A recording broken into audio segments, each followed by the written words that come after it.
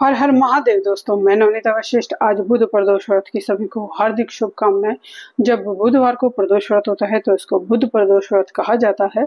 बुद्धि, विवेक, ज्ञान के लिए और अपने इष्ट की प्राप्ति के लिए आज ये उपाय आप कर सकते हैं। वैसे तो ये उपाय आप कभी भी कर सकते हैं, लेकिन आज से अगर आप इसकी शुरुआत करते हैं तो बहुत ही श्रेष्ठ ये अपने आप में योग बन जाता है।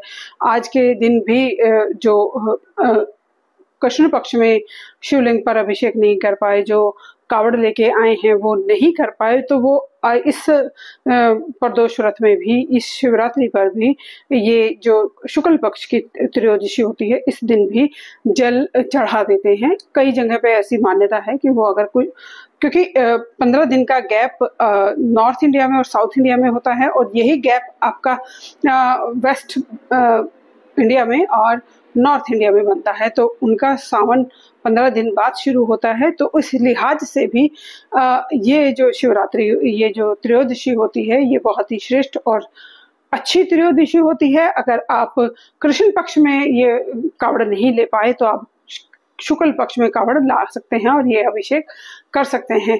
तो ऐसी कोई विशेष मान्यता नहीं है कि वही कृष्ण पक्ष की ही त्रयोदशी पे कावड़ चढ़ेगी या कावड़ का जल चढ़ेगा। हाँ, ये उपाय अति विशेष है। अगर आप इन जगहों पे, जैसे साउथ इंडिया में या वेस्ट इंडिया में रहते हैं, तो आपके लिए ये एक छूट के जैसे हो जाता है कि आप इस समय पर भी चढ़ा सकते हैं, क्योंकि उनका 15 दिन बाद जो मास है वो शुरू होता है, उनका पंचांग 15 दिन पीछे शुरू होता है।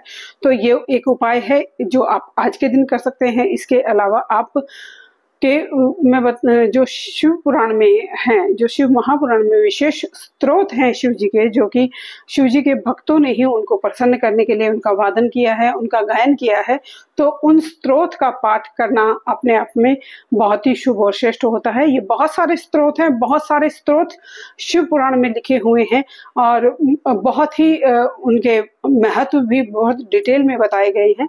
लेकिन यहाँ पर मैं कुछ एक ऐसे जो बहुत प्रसिद्ध भी हैं और उनका आप जाप भी कर सकते हैं, और उनका संस्कृत अनुवाद आप कहीं पर भी सुन भी सकते हैं। यूट्यूब पर ढेरों ढेर भी आपको वीडियो मिल जाएंगी उन स्तोत्र की, उन चालीसाओं की, उन स्तुतियों की। तो इनको आप कीजिए। अगर ये कंठस्थ हो जाती हैं तो महादेव अपने आप पर प्रसन्न हो जाते हैं, उनकी ब्लेसिंग आपको मिलनी शुरू हो जाती है।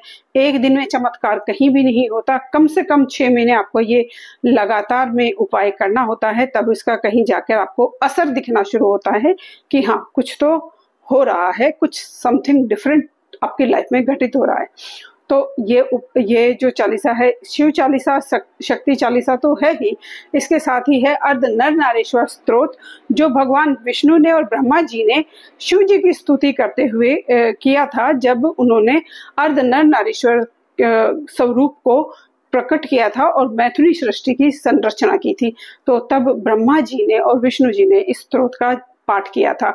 ये आपके मेल फीमेल एनर्जी को तो बैलेंस करता ही है, आपको अलाइन करता है, आपके 5 एलिमेंट्स 7 चक्रा को बैलेंस करता है, आपके जीवन को व्यवस्थित कर देता है। बिल्कुल एकदम सटीक साधु वाली प्रवृत्ति आपकी हो जाती है।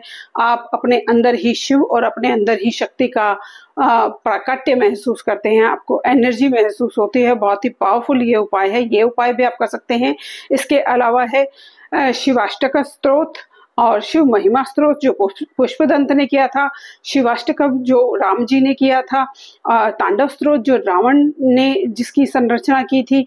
इसके अलावा ये विश्ववानेश्वर स्तोत्र जो पुत्र प्राप्ति के लिए, धन प्राप्ति के लिए किया जाता है। और इसके साथ ही जो शिव महापुराण में और भी इसके अलावा जो है माँ दुर्गा स्तोत्र, दुर्गा चालीसा, दुर्गा सप्तशती, दुर्गा के विशेष मंत्र, शिव जी के विशेष मंत्र, अगर आप इनका लगातार जाप करते हैं, कम से कम 6 महीने अगर इनको आप प्रयोग में करते हैं, तो चमत्कार आपके साथ होना, घटित होना, आपको उनका आशीर्वाद मिलना तय है। आपको फीलिंग आएगी, आपको एनर्जी फील होगी।